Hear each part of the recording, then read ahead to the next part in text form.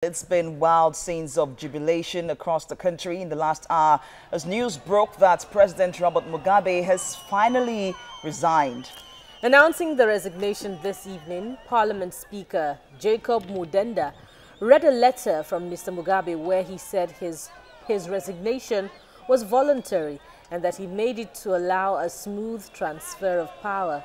His surprise resignation halted an impeachment hearing that was in full swing.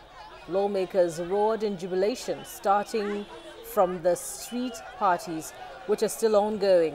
Mr. Mugabe had previously refused to resign despite last week's military takeover and days of protests.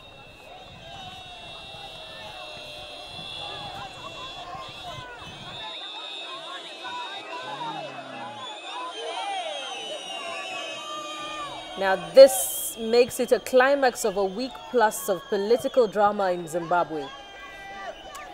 First was the military takeover, which was not a coup. Then to the series of meetings with Mugabe planned to give him a smooth or soft exit. And to his now infamous Sunday address to the nation when he was expected to actually have announced his resignation. All that is in Zimbabwe's past now. But what lessons are there to learn and what will happen next? Joining us from Harare is Nigel Mugama. He is the founder and CEO of 267 Chat.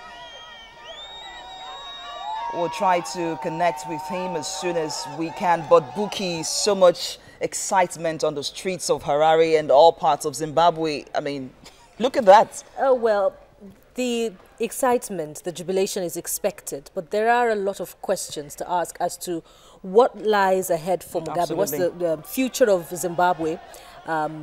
What's the future of the ZANU-PF party?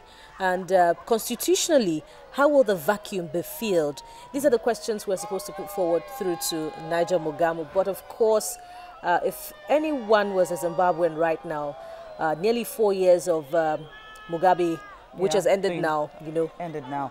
And requires jubilation.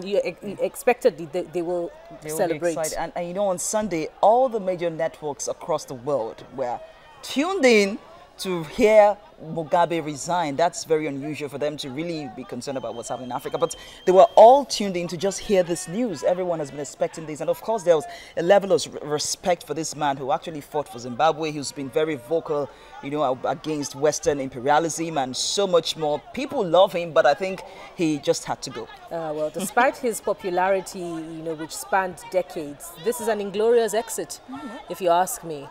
If he had actually done this on Sunday, it would have been more respectable and maybe honorable. But I mean, it wouldn't make the jubilation any less. Any less. Any less. Well, we'll find out more from Nigel Mugama. But in the meantime,